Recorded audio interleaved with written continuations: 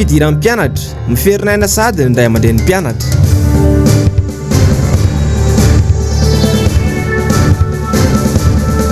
Raha ny fahadiovana mila raisin'ny fanjakana ho tena loha laharana.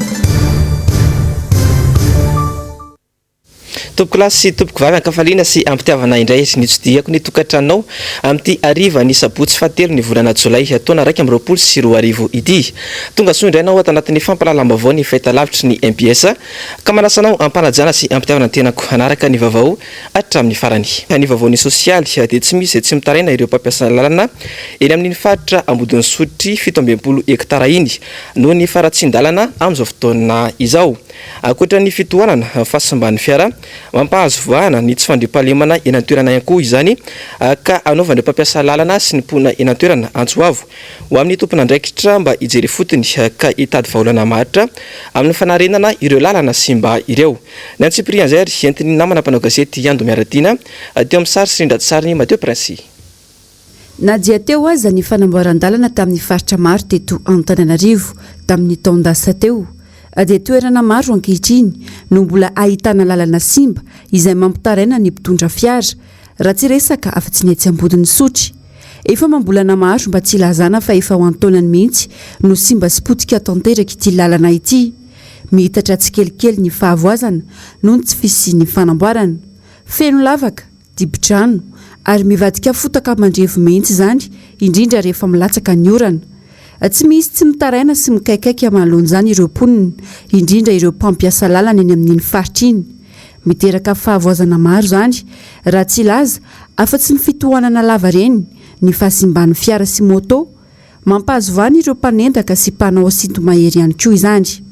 Dia mijaly ny olona tara fidirana noho ny lalana ihany ny embouteillage ety ny mpangalatra mijanona taxi be satria tsy afaka mandeha mafy dia mijanona taxi be dia lasa ny olona vola ny telefônina. Fa hely ty lalana ty simba efa hely efa tsy efa amatonana kosa ve zay satria ry aloha ry zao dobo be mihitsy tena hoe dobo tena ohatran'ireny hoe dobo ny tambary reny. Dia tena ratsy mihitsy ary tena simba tanteraka mihitsy izy amin'izao. Dia manimba zavatra be dia be na ny tomobile na moto zany mandeha bisikileta ny rehetrarehetra dia miresaka fitadiavana rehetra zany simba daholo amin'ilay izy. Ny Ambodin'ny Sotry aloha zany makany ny atao madinika parkina makany iny tena ratsy. Ny embouteillage sady manimba fiara le izy. Dia moa koa zany tera ny lalana fanosana be moa valana retina koa miparitaka be dia lasa fangongongongo be le izy dia lasa miparitaka le areta dia efa nahatra efa toana mahatram'izao. Efa elo no nanaitra ny tompona andraikitra amin'ny fanarenana ireo lalana ny mponina saingy to antso tany efitra ihany izany. Tsy azo hitovizana ho izy ireo fa tena tokony ataony mpitondra laharam-pahamehana mihitsy ny fanamboaran-dalana izay efa tena mitraika amin'ny andavanandrom-piainany rehetra. Amin'izao izy tena hita tena ratsy loatra. Tokony jeren'ny fitondram-panjakana akaiky mihitsy ty le faratsian'ny lalana eto Ambodin'ny Sotry ty katrany amin'ny 67 rehetrarehetra. Fa tena mangataka ny fitondram-panjakana mihitsy zany mba hiditsy andraikitra ny anao an'izay lalana izay. Tena tokony atao laharam-pahamehana le izy satria tena misy fiantraikany amin'ny fiainam-bahoaka. Tsy ny Ambodin'ny Sotry ihany fa maro ireo lalana simba raha ny eto andrenivohitra no asinteny izay mila fanarenana aingana. Raha ny fanazavana nomeny manam-pahefana dia tokony toy eo ary ny fotoam-pahavaratra ny fanamboarana ireo lalana mbola tsy vita eto andrenivohitra. Efa atao anaty ny vanim-potoana ny ririnina raha teo isika izao anefa dia tsy mbola miroso amin'izay fanamboaran'izay ny fanjakana na ny komina Antananarivo renivohitra. Amin'izao ririnina izao no fotoana tokony hanararotana hanamboarana ireo lalana mbola tsy vita eto Antananarivo fa tsy handrasana fahavaratra vao hikoropaka. Eo izay vaovaony sosialy izay hatrany dia efa miditra tsikelikely amin'ny fanomanana ny fidiram-pianatra ny ray aman-dren'ny mpianatra amin'izao fotoana izao. Mafy anefa ny fiantriana izany noho ny fahasiaranana iara-malala isa-tokantrano amin'izao fotoana izao. Ialana amin'ny mety ho vesatra misy amin'izy ireo no mividy tsikelikely ireo fitaovam-pianarana samihafa dia ny mialoha izany indrindra ho an'ireo mampianatra zanaka maro. Ando Miaratiana sy Mateo Prince hatrany no mitondra amintsika izay fanetetiana izay. Anomboka ny voalohany volana septambra ny taom-pianarana 2024 raha ny tety andro navoaka ny teo anivon'ny ministera ny fanabeazam-pirenena. maro amin'ny ray aman-dreny araka izany no manomana ajany mialoha ny fampidiran-janaka sekoly ialana amin'ny mety hovesatra na izany amin'ny fisoratana anarana na amin'ny fividianana ireo fitaovam-pianarana samihafa. Vola manetsiny maro no mila atao vonona amin'izany ary tena manahirana vao mahita azy indrindra amin'izao fahasarotan'ny fiainana izao. Mamanefa ny zanaka ka tsy maintsy manao ny fomba rehetra ianarany fa indrindra anarenana ireo lesoka maro vokatry ny valanaretina Covid-19 ka namitotongana tanteraka ny faripahaizan'ny mpianatra. Na nisy aza ny ezaka nataony iray aman-dreny afa ihany ny any an-tsekoly raha ny fanazavana izy ireo. Manahirana be mihitsy ny le fitaovan'ny mpianatra. Ianao tena mitsitsy sady manangona an'le izy ao ny sakafo ny fidedavana. Indraindray mahita, indraindray tsy mahita. Tamin'ireny tena mijaly mihitsy aloha ilay ankizy tokony hianatra lasa tsy mahay ninina ohatran'ny dondrodondrona zany. Satria tokony hianatra izy dia lasa voafehy foana dia tsisy. Na mampianatra izay ray aman-dreny hafa ihany ilay any am-pianarana. Tena enjana be satria fiainana misarotra be. Dia tena mbola mifampitady amin'ny fiainana. Miezaka mampianatra anazy foana aty an-trano. Dia manao révision be foana zany fa raha vao tsy manao révision tsy tafavoaka. Dia miankina amin'izay fanapahan-kevitry ny école zany hoe miakatra izao indray ny école azy dia tsy maintsy manaraka an'izay satria te hampianatra zanaka.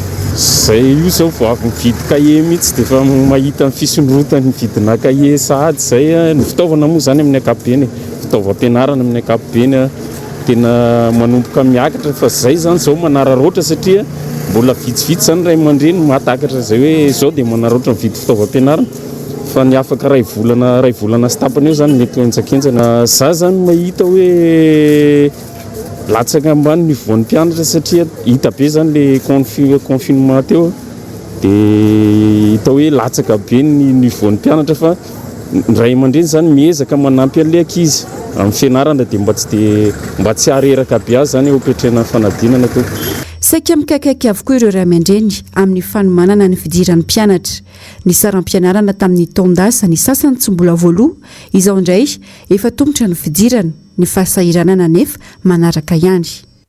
Vaovao avy any Manakara kosa indray dia notanterahana nanomboka ny alarobia lasa teo ary ny farana omaly ny fanadinana ara-panatanjahantena ho an'ny fanadinana baccalauréat tany Manakara tany. Nilamina tamin'ny ankapobeny ny fiatrian'ireo mpianatra ny mikasika izay. Mamitana amintsika sy mitatitra izay vaovao izay Fangsa José Lito, mpanao gazetiny MPS avy any Manakara. Atelo anandro nanomboka alarobia alakamisy ary ny farana zoma faharoa ny volana jolay lasa teo ny adina ara-panatanjahantena ho an'ny baccalauréat tamin'ny ity taom-pianarana ity tato amin'ny fari-piadity mpampianarany Manakara. Asaika tonga nanatrika ity adina ara-panatanjahantena ity aby ireo mpianatra araka ny safidy izay nosafidiny tsirairay. Marina fa afaka misafidy izay taranja magnavanana anazy aby ny candidat tsirairay na izy hagnano saut à hauteur na hagnano saut à longueur na hagnano lancer de poids na hagnano vitesse 100 mètres fa ny vitesse 800 mètres ho an'ny vehivavy sy 1000 mètres ho an'ny lehilahy kosa dia tsy maintsy atao na koa hoe obligatoire. Nanahoana ary ny fiatrehan'ny ireto tompon'andraikitra izay 3 andro lasa izay. Zotra araka ny tokony izy ny 3 andro ny fanadinana baccalauréat ara-panatanjahantena teto amin'ny Manakara. Mafiany aloha ny atrehana an'le 3 andro izay satria ny candidat tena maro be candidat ny Manakara natratra 2221 nisy ny candidat ny Manakara. Dia nezana natao izay hampandeha ny fanadinana amin'ny tokony izy. Raha ny fantatra dia saika ho atao adinam-bava ity fagnadinana ity. Saingy tamin'ny ora farany dia noraiketina avao izany ary dia teo amin'ny kianjan'ny lycée Silene Paul Manakara no nagnatanterahana azy no tsy fananana kianja hafa agnatanterahana ity adina ity. Le mpianatra moa zany efa nafaly andreo aza ity nanaovana ny pratika. Marina hoe efa nisy an'le hoe atao théorie zany le bac dia efa raha mahafantatra moa zany fa le sarasara aby ny koe-pahasalaman'ny ety ny raha Madagasikara moa zany. Indrindra moa ny Manakara sy ao anatin'le district le hoe sy mahazo mirina olona 700 dia natao araka ny tokony ho izy. Le mpianatra zany mba niezaka ihany nanao izay tokony atao dia maromaro ihany koa nanomana ihany le zaza sasany aloha satria raha hita le performance ny ankizy dia hita hoe natanjaka ihany le zaza le incident koa sy dia tena nisy loatra. Miisa 220 ireo kandida niatrika ity adina ara-panatanjahantena ity raha ny teto Manakara. Misy kosa ireo izay tsy afaka nanatateraka izany noho ny ara-pahasalamana sy ny toe-batana izay tsy maintsy agnano adinam-bava amin'ny 17 aogositra ho avy izao, izany hoe amin'ny andro farany anatanterana ny baccalauréat amin'ny ankapobeny. Vavony sosialy kosa indray dia tafiakatra efatralina ariary ny sarany fanaovana famorana amin'izao fotoana izao araka ny filazany olon-tsotra ny resaka taminay tamin'ity androany ity. Fotoana ny famoranjaza tokoa ny andro ririna tahaka izao ka rehefa natao ny fanadidina dia maro ireo olon-tsotra no tsy matakatra itsony izany sarany izany. Ny Antsiprianzay eo amin'ny sary Sirindra Tsariny Toky Ramarola. 3 alina ariary hatramin'ny 5 alina ariary ny sarany famoranjaza eny Ampitsabo mpanao izany. Iaraha malala nefa ny fahasaranam-bahoaka ankehitriny ka mitaraina ireo ray aman-dreny manana zazalahy kely ka miandry ireny famoranjaza faobe maimaim-poana ireny. Voalohany indrindra aloha fahasairana ny ray aman-dreniny zavatra tsy azo laviny izany satria eo fahasaranany dia izay nahatonga ny hoe lalao atao aty. Efa nanontany izay fa 3 alina dia tsy dia araka ny ray sy ny reniny loatra ilay izy dia izay nahatonga ny hoe andao na eny tamin'ny fokotany konkoa hoe misy an'ilay anina faobe dia izay nahatonga ny hoe alao tonga dia atao aty satria indraindray tsy araka ilay ray sy reniny ilay izy ko ilay vola hainao ihany ny fitadiavana fa tsy arakarak'izay.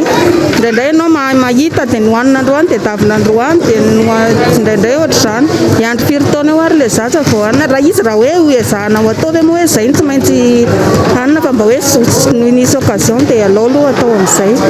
Tonga nanakapela didipoatra maimaimpona dia mba tsy hoe miala vola be da be loatra.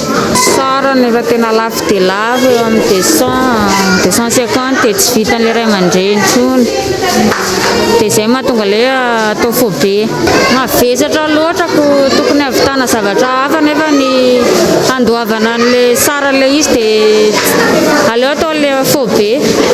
Androany moa dia nanao famoranjaza faobe ny fikambanana mère et enfant ahafahana manampy ireo sahirana ara-pivelomana eny amin'ny commune Andranonahoatra. Dia asa fanasoavana ho amin'ny mpiarabelona ilay izy dia natao eto amin'ny commune Andranonahoatra ilay izy dia atao amin'ny EPP Ambaninlalana nanomboana an'ilay izy. Fokontany 7 tompoko no hisitraka an'ilay fanaovana didipoitra maimaimpona, izany hoe amin'ny 200 eo izany ny ankizy fandrasana misoratra anarana amin'izao fotoana izao dia ankizy eto amin'ny manodidina eto amin'ny fokontany ankizy sahirana izay tsy afaka manao an'ilay didipoitra satria iaraha malala fa lafo be izao no manao famorana amin'izao fotoana izao. Nampiasa fitaovana manara-penitra toy ny bistory elektrika anamorana ny fandidina ny mpitsabo.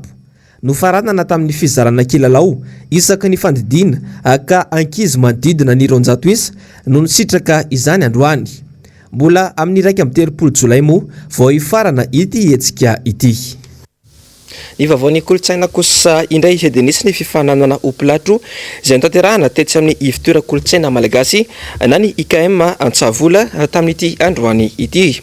Afaka nandray anjara avokoa ireo rehetra mafeny fepetra takina ka vonina hiatrika izany fifananana izany. Lavitrezaka raha teo ny tanjona raha ny fanazavany tompona andraikitra mpanatotosany hetsika nandritra ny resaka ny fanaovany tamin'ny mpanao gazetinay tamin'ity androany ity. Nambitso Verisitraka sy Mateo Prince. Fifantenana izay opilatro ambassadeur sy ambassadrice ny Madagasikara izay no votoatin'ity hetsika androany ity. Nasongadina bebe kokoa ny kolotsaina mifangaro mba ahafahana mampivelatra ny tontolon'ny filatroana sy ny dia. Tsy ariana ny kolotsaina malagasy ary tsy very ihany koa manoloana ny fandrosoana misy avy any ivelany araka ny fanazavan'ny tompon'andraikitra. Tanora eo anelanelany 12 hatramin'ny 15 taona ireo vondrona notilina tamin'ity hetsika ity ary tsy hanavahana na lana vavy fa izay mendrika no hisalotra ny anarana ambassadeur na ambassadrice ny Madagasikara. Efa atao anaty ilay izy dia ohatra misy concours ohatr'izany dia efa mandray anjara dia somary curieuse kely amin'ny zavatra ohatra antony tity eo amin'ny sehatry ny lamaody. Dia izay zany andrasana anjara moa ilay izy koa ahafahana mikarokaroka be kokoa satria zareo manome zavatra tokony karohatra ohatra dia ahafahana mikaroka bebe kokoa eo resaka lamaody izany ahitana tontolo hafa mihitsy izany ilay izy. Na manokana aloha vue personnelle dia raha ohatra hoe ho platra izany dia ny zavatra tokony ananana azy aloha somary eo amin'ilay sehatra lamaody tia lamaody tsy voatery moa izany fa sainy amiko hoe tia lamaody tia karokaroka surtout ny eo amin'ny lafiny hoe moral indray somary matomatotra kokoa tsy manao fiainana vulgaire zany ohatr'izay zany ny fahitako an'ilay izy tamin'ny voalohany aloha ilay hoe resaka manekina aloha tena somary nanasatra kely tamin'ny ray aman-dreny ilay izy satria hoe tsy dia atokisana zany hoe dia somary tsy dia resy lahatra ihany ilay ray aman-dreny fa rehefa hita zany hoe tena ao anatinao ilay izy lasa passionanao ilay izy dia resy lahatra ihany izy hoe tsara tia matoy idiran'ilay zanaka. Ny fahaizana maneho ny fahasahina amin'ny mpamendrihana moa no hevitra izay nosafidiana ho an'ny androany ka ny 17 ny volana Jolay ho avy izao indray ny dingana manaraka ho an'ny fifanitsanana.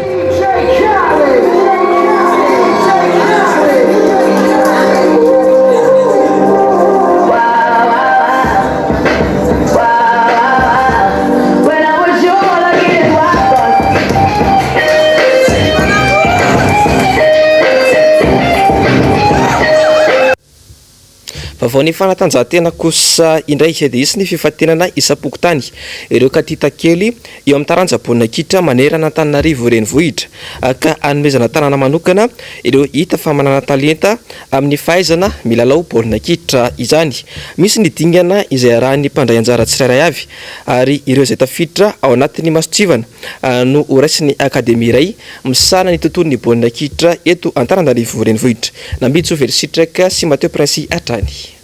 Omena fahafahana manokana eo amin'ny fandraisana anjara ho an'ireo izay ho fantenana ao anatin'ny ekipa isam-pokotany ireo zazalahy tafiditra ao anatin'ireo antsoina hoe katita kely eo anelanelany 13 taona sy 14 taona hita fa manana talenta eo amin'izay lalao baolina kitra izay kanefa sahirana ara-pivelomana andray aman-dreniny. Hotezana ho lasa mety ho tafiditra ao anatin'ny ekipa pirenena malagasy ary ho alefa nivelany mihitsy izay no tena tanjona.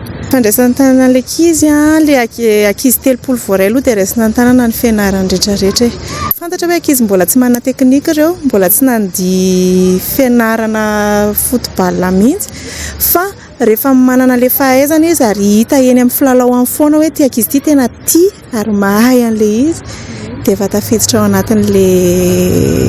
anatin'ilay 3 isa zany izy. Rehefa manao sélection ohatr'izao tsinona ny coach dia efa fantany hoe ity ankizy ity manana potentiel amin'ny resaka football dia izay tonga dia hita eny foana zany ny ankizy manana potentiel ao anatin'ny baolina kitra dia izay ny fahatenana anazy. Ampiana izy dia atosika amin'ny fahaizana kely ananany iny dia ampiana atosika foana. Ireo zazany amin'ireo faritra antsoina hoe faritra iva no tena omendanja manokana tsy manana fahafahana ampiditra azy ireny any amin'ny sekolin'ny baolina kitra mantsy ny ray aman-dreniny kanefa dia maro amin'izy ireny no te hisitraka fampianarana sy fanabeazana indrindra amin'ny lafiny fanatanjahantena raha ny fanazavana. Reko manokana aloha fa ireo katita kely ireo dia le tena any amin'ny bakarty tsy vita amin'ny bakarty fa tena ilay olona sahirana satria izay no aty amin'ny fokotany farany ambany izay anisany misitraka ihany koa ary dia ny moa tsy hoe vita misitraka fa mampisitraka an'ireo ankizy izay mijery hoe iza ny elita kely izaka ny fokotany dia mba hoentinay aty amin'ireo zao misy coach anaky 5 izy ireo ny responsable dia izy ireo no mifantatra fa izay zany dia mitondra fotsiny zany hoe mitondra le service ho an'ireo izay sahirana amin'izao kitra fokotany zany. Eritrereto fa tsy fantatra mihitsy amin'ireo ankizy ireo mety hanana chance lasa ohatran'ny Cristiano Ronaldo mety afaka amelona ny taranany sy ny fianakaviany izay sahirana izay mpanasa lamba sy hitanareo batetana dokery ny akamaroan'ny ray aman-drenin'izy ireo ny sakafo zareo mena itoana. Mbola itony fifantenana ka midingana farany no hitsongana ireo zazalahy miisa 3 afaka hisitraka ny fanabeazana ara-panatanjahantena eo anivon'ny Kitana Foot Academy. Eo amin'izay vaovao ny fanatanjahantena izay hatrany dia isa 4 no nampisaraka ny ekipa pirenena malagasy sy ny ekipa ny Senegal androany tany Nairobi atao anatin'ny lalao trophée Barthès nitarika tamin'ny isa lavitra be ny Maki UV no izany tafiakatra amin'ny dingana famaranana ny ekipa pirenena ka hiatrika any Kenya ny 12 Jolay ho avy izao. Tsy aivana fa tafiditra ao anatin'ny lalao fifanitsanana ny lalao maneran-tany ho an'ny taranja rugby latsaky ny 20 taona ny Bartes Trophy ka ny ekipa valo no voafantana ao anatin'izany. Ao anatin'ny vondrona amo no misy ny Maki UV miaraka amin'ny Kenya izay tompon-daka farany, Namibia teo amin'ny laharana faharoa ary Senegal. I Namibia izay tsy aivana fa tsy tonga nandray anjara tamin'ny lalao vokatry ny valanaretina coronavirus izany. Ny voakam-pandresehana koa ny Maki vehivavy raha niatrika ny lalao tamin'ny Kenya izay tafiditra ao anatin'ny fifaninanana rugby Women's Cup izay natao ho anam-pilalao miisa 15 sokajy vehivavy. 17 ny isa ho an'ny ekipa pirenena malagasy raha 15 ny an'ny Kenya nandritra ny lalao natao tany amin'ny kianjany Ayo Stadium. Afaka herinandro no iona ny ekipa rotota izany hoe ny 12 Jolay ho avy izao. Ny vaovao maresaka iraisam-pirenena kosa indray dia ankoatra ireo firenena Europeana sasatsasany disandreo mitondra faisana vokatry ilay valandraitina variant Delta aty amin'ny kontinanta afrikana i Afrika Atsimo amin'izao fotoana izao. Nahatratra 4,4 sy 4 ny isan'ny tranga vaovao voamarina fa mitondra ny tsimbokaretina araka ny tatitra ny voaka farany tany antoerana. Mialy raronombana sy Andry Rakotomalala. Miazakazaka ny fitombon'ireo olona mitondra ny Covid-19 aty Afrika Atsimo. 7,4 ny tranga tao anatin'ny 420 ora monja, isa izay mbola tsy fahita tany antoerana mihitsy araka ny loharanom-baovao. Ambony dia ambony eo antotanisy io raha oharina tamin'ny volana Janoary izay mitotaly 7,720. Hatreto dia 7,720 sy roa tapitrisa ny tranga voamarina ao amin'ny laboratoara ny antoerana ary tafakatra 2,730 ny tranga-pahafatezana araka ny nambarany sampandraharaha nasionaly misahana ny areti-mifindra ao Afrika Atsimo. Efa voasokajy ho tafiditra ao anatin'ny andiany fahatelo ao anatin'ny valanaretina Covid-19 i Afrika Atsimo ho ny filohan'ny antoerana Cyril Ramaphosa. Antony ho izy ny fisian'ity variant Delta izay mora mifindra ity. Manoloana ny fiakaran'ny isan'ny tranga dia nisy ny fepetra noraisin'ny fitondram-panjakana ny antoerana herinandro lasa izay. Nohidina ny sekoly ary napetraka ny couvre-feu. Voarara ihany koa ny fanaovana fivoriana anaty trano na akalamanjana. Afaka misokatra kosa nefa ireo mpivarotra ankoatra ny mpivarotra zava-pisotro misy alkaola mba hanohanana ny sehatra ara-toe-karena ao amin'ity firenena ity izay nitotongana 700 ny ari-karena fahobe ny taona 2024. Mikasika ny fanaovam-bakisiny fanefitry ny Covid-19 kosa dia efa niroso tamin'izany tao anatin'ny fahasarotany Afrika Atsimo ny volana Febroary lasa teo. Fantatra fa 3 tapitrisa amin'ireo ponina 7,50 tapitrisa hatreto no vita izay vaksiny izay.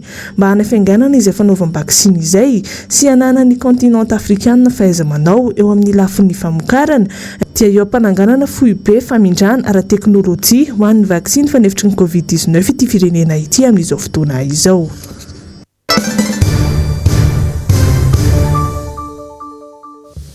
Ny vaovao politika kosa indray dia mifamparitaky manerana firenena maro ny variant Delta ilay karazana vaovao amin'ilay valandraitina coronavirus izany. Efa samy manana ny fiomanany amin'izany avokoa ny firenena tsirairay avy manerana izao tontolo izao.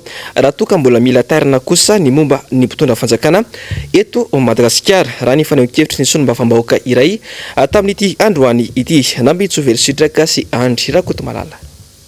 Anisan'ny endriky ny valanaretina coronavirus tena mora mifindra indrindra ilay antsoina hoe variant Delta amin'izao fotoana izao raha ny fanambarana nataon'ny OMS. Raha tsy ahivina dia tany Inde no niandohany ary efa miparitaka amina firenena misy 5,20 izany variant Delta izany amin'izao. Natsidiky ny filohan'ny OMS moa fa ny tsy fahavitana vaksiny fanefitry ny coronavirus no tena hampirongatra ity karazany hafa amin'ilay valanaretina ity indray. araka ny loharanom-baovao dia i Afrika Atsimo izao no lohalarana amin'izany variant delta izany eto Afrika ary efa entitra ny fepetra ny antoerana. Ny 7 jona lasa teo nanambara ireo nosy manodidina sasany fa misy ny tranga variant aminy. Tsy tokony hijirijiry amin'ny heviny mikasika ny CVO sy ny CVO plus intsony Madagasikara fa fiomanana no zava-dehibe raha ny fanazavana.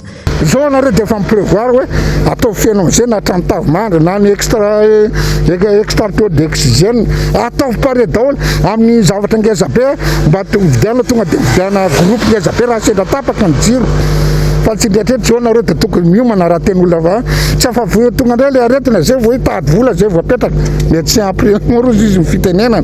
Etsekilany nanao valandresaka ho an'ny mpanao gazety ny fary malagasy omaly ka nanambara fa namohan'izy ireo tsokevitra fa mandaitra ary mahasitrana hatramin'ny 7 faingo iray isan-jato ny CVO plus tao anatin'ny 20 andro ny tsabonan'ny marary. Nanomboka ny volana janoary hatramin'ny volana May 2024 teo dia nandalo essai clinique phase 3 teo ambany fanaraha-mason'ny OMS ny Institut Pasteur ity CVO plus curatif ity ary marary manodidina ny 400 voatily fa mitondra ny tsimikaretina COVID-19 no nanaovana ny essai clinique notsaboana tamin'ny CVO plus curatif. Fanontaniana tena mipetraka dia ny hoe mety ve no mampifandray ny politika amin'ny amiana ara-pahasalamana eo koa ny hoe amin'ny fitantanana ny krizy ara-pahasalamana fadisoana avy ho an'ny fanjakana ny mizeriziry ny fampiasana CVO plus hitantsika ihany ny lesoka eo amin'ny diplomasia satria dia lasa fimoezana sisa ny fanambarana mihezinezina nataon'ny Flora Joel tamin'ireo firenena vahiny ka izy nitodidoha ny vaksiny tamin'ny alalan'ny initiative Covax. Averina trany fa ny vaksiny ihany aloha hatreto no fanafody fanefitra amin'ny COVID-19 arak'izay efa namafisy ny OMS. Fa mbola mitoy manaraka androany ny faneho-kevitra mikasika ny fanovana ankitsirano ny sata amin'ny feny antoko-panohitra eto Madagasikara. Anisan'ny lohahevitra no velabelarina natao anatin'ny fandarana Sailas zao omaly zoma izany lohahevitra iray izany. Nahitsy ny vahiny fandarana Andriamatoa Jean-Jacques Ratsetson raha nilaza fa tsy anjaran'ny fitondram-panjakana malagasy mihitsy no manendry izay voalohany mpanohitra eto Madagasikara. Mialy raronombana sy Andry Rakotomalala. Tiany fitondram-panjakana hojabana avokoa ny raharaha rehetra eto amin'ny firenena. Ny tadiavan'izy ireo irika hatramin'ny aniliana ny filoha Marc Ravalomanana tsy ho filohan'ny mpanohitra intsony ka inona maritana lalàna vaovao iny fa eo anivon'ny parlementaire no hifidianana lehibe ny mpanohitra. No hitsin'ny mpanao politika Jean-Jacques Ratsetson ny tsy fetezana izany fanapahan-kevitra izany raha ny fomba fiasa eo anivon'ity androm-panjakana ity no jerena. Nambarany ihany koa fa tsy andraikitra ny fitondram-panjakana no manendry izay ho lehibe ny mpanohitra. Tsy ao parlement ihany ny fanoherana fa aty avelany koa afaka misy fanoherana na misy olona afaka miteny ny zavatra tiany lazaina dia avelao fa manino ianao no mandidy ny opposition ifidy tsy maintsy amin'ny reto olona reto any ianao no ifidin'ny filohanao inona ny idiran'ny fanjakana amin'izany rehefa izy mpanohatra dia avelao izy mpanohatra mifidy ny filohany fa tsy anjaran'ny fanjakana ho mamety hoe amin'ny reto olona reto ihany no azo ifidianana an'le olona inona ny dikan'izany zany gne fa nitsakitsahana demokrasia koa zany hoe efa hitsakitsahana ny lalàna mbola hitsakitsahana koa ny atao hoe demokrasia. Ny filoha Marc Ravalomanana no tsy zaka sy atahoran'ny mpitondra fanjakana ka ny fiainan'ny vahoaka malagasy sy ny fiainam-pirenena amin'ny ankapobeny no voakitikitika fa nitsakitsahana ny demokrasia sy ny lalam-panorenana ny zavamisy raha ny voalaza ny ity mpanao politika ity hatrany. Andriamatoa Marc Ravalomanana no tifirina amin'io satria Marc Ravalomanana tsy député dia olona ray ve ny tofirinao ny tsy tianao dia voatery anaovanao lalàna mifehan'ny Madagasikara zany nge zavatra ridicule nge zany raha tena fitondrana mari-potitra izy tsy tokony atahotra mpanohatra nge zavatra ilain'ny demokrasia rivotra ohatran'ny rivotra io rivotra ilain'ny demokrasia nge mpanohatra tsy anjaran'ny fanjakana no manendry ny filohan'ny mpanohatra tsy azo ny fanjakana ferana nizanisa tian'ny mpanohatra ho atao filohany dia tokony asoana io satria efa nivoaka ny didy navoaka ny HCC ny laza mazava fa tsy mila parlementaire ny filohan'ny mpanohatra ny didy ny décision navoaka ny HCC tsy azo ivalozana ka na ny HCCR tsy tokony mahazo manovana io didy efa navoakana io satria lasa mandrorany tsy lany izy raha tsy aivina dia efa nanambara ny filomarika ravalomanana ny 20 jona lasa teo fa tsy azo hitsakitsahana ny lalam-panorenana na adika amin'izay hitiavana azy fa izay lalàna dia lalàna ka dia tsy pahana tanteraka ilay fanapahan-kevitry ny HCC nanaiky ilay fanovana ny lalàna 240 aotra 3 momba ny sata mifeny mpanohitra eto Madagasikara rehefa voafidy ny filoham-pirenena ka nanao fianianana hoy izy dia nilaza fa hanaja toy ny anak'Andriamaso ny lalam-panorenana kanefa ankehitriny dia dikana sy hitsakitsahana izany. Fa fijaliana tanteraka no ainan'ny akamaroan'ny malagasy amin'ny resaka rano fisotro madio eto Madagasikara amin'izao fotoana izao. Raha tsy matsaka eny amin'ny dobo na maka rano lavitry ny tanàna dia tsy maintsy mividy lafo eny amin'ireo fiara mpitondra rano ny ponina. Ny teti-bola ministeran-drano nefa dia ahena kanefa tsy tantaratra mihitsy ny vahaolana ataon'ny tompon'andraikitra manoloana izany. Iando miaratiana Mateo Prince. Fijaliana ny an'ireo mponina amin'ny fokontany-tsara honenana indray soro efa ho andro maromaro ny tapaka ny rano tsy maintsy mandeha lavitra reka izany vao mahita na maka amin'ireny dobo ireny io no ampiasaina. Misy ny koa ireo olona mitondra rano amin'ny fiara ka mivarotra 500 ariary ny iray bidon raha tokony ho vidiana 50 ariary zany. Tsy manantsafidy fa tsy maintsy vidiana satria rano no tena miasa. Misy ny simben-drano eo ny antoerana saingy tsy mahasahana ny filan'ny mponina izany. Indraindray aiza tsy misy. Hitanareo filaran'ny bidon fa efa ataoko hoe 4-5 jours zay tsisy rano mihitsy.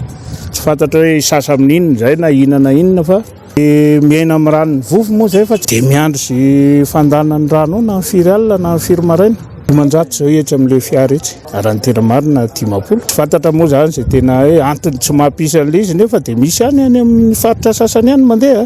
Fa ny ety ambony ety indraindray indroa intelo isan-kerinandro mandeha dia tsy mandeha amin'ny atoandro koa fa amin'ny alina ihany dia toy eo amin'ny 9 maraina eo dia efa tapaka. Tena sahirana satria tsy maintsy hoe manenjika an'izay toerana misy rano zany hoentina any ny bidon dia any maka any ambany any. Raha ohatra zany ianao makamaka rano dia tsy afaka mahazo eo satria milahatra eo amin'ny 3 andro eo ny bidon anao vao torinao. Zay zany mba hafantarana ihany dia mbola tsy nisy vahaolana hatramin'izao. Dia zay zany mba tadiavinay hoe tokony mba amboarina tsara zany ny fandehan'ny rano enay tety satria raha misy mpiteraka misy marary mafy dia tsy mahazo rano raha ohatra ny amin'ny bonbonne.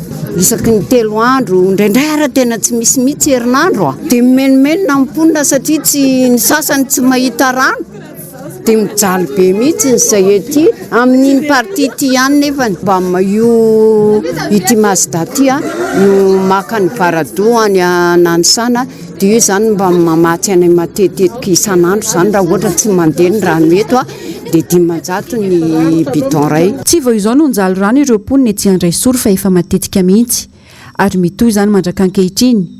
Tsy misy ny vahaolana mifandraika amin'izany na dia efa nampaneno lakilosy ho an'ny tompon'andraikitra azy izy ireo.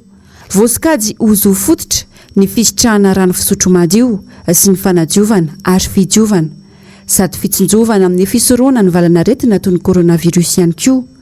Tsara no manamarika fa malagasy 40 tapitrisa no tsy misitraka rano fisotro madio.